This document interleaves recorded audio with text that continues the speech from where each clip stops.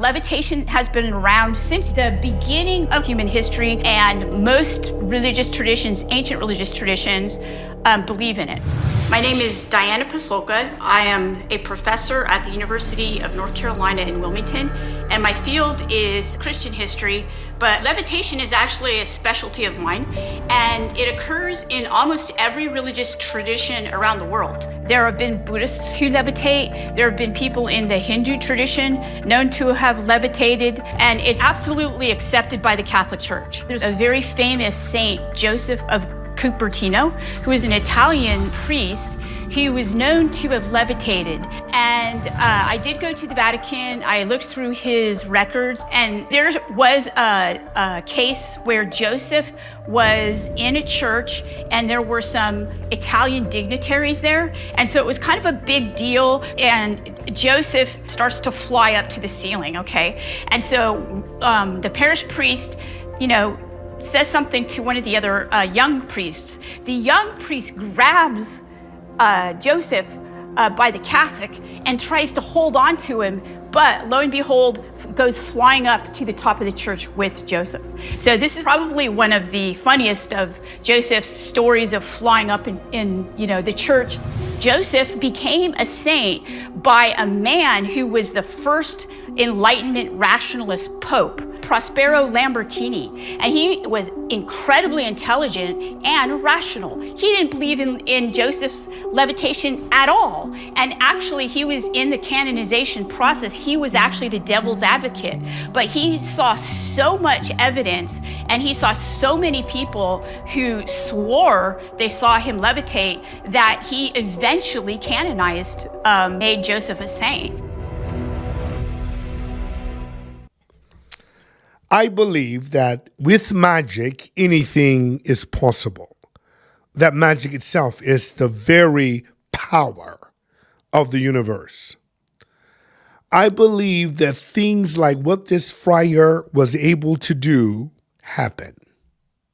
I think that he went into such a state with divinity that magic literally Wingardium Leviosa himself into a place where he literally floated. Now, there's more to the story than what I've showed you here from the History Channel.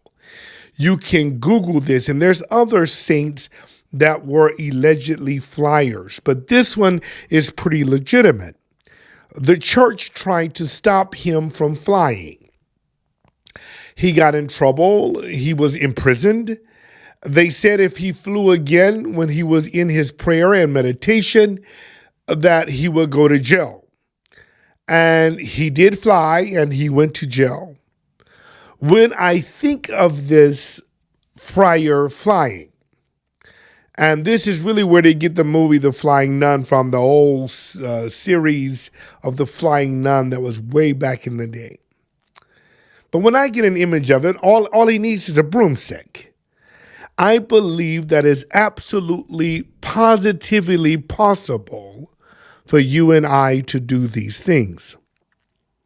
I believe in miracles and magic. I believe in the woo. And I think that it's difficult for some of us to do these things and difficult for some of us to believe because of who we are around. Who you are around can affect your belief and affect your abilities. We're always sending out vibrations. We're always sending out frequencies. And when you're around people and places that can dampen your frequency, it is the same as fire being around water. Both of them are good in their elements, in their places. However, if you're wanting a good campfire, you're trying to keep the water at bay. You're trying to keep it away from it, okay? Because water can put out fire. So can earth. Earth can put out fire. Now, if you're using all of the elements together, and we're going to talk about that later, you can take water, combine it with fire, use earth to harness the energy of both, and cook food. We'll talk about those things later. However, you want to stay away from things that can dampen your spirit. Every time you are around someone or you go with someone, you are literally affecting what you're capable of doing. Birds of a feather truly flock together. And if you're wanting your magic to be powerful, you have to limit your exposure with muggles. You have to limit that exposure. If you want to do the extraordinary, if you want your magic to be legendary, then you have to, limit how much exposure you have with the no mages, because they'll get into your head. You start thinking that things are not possible.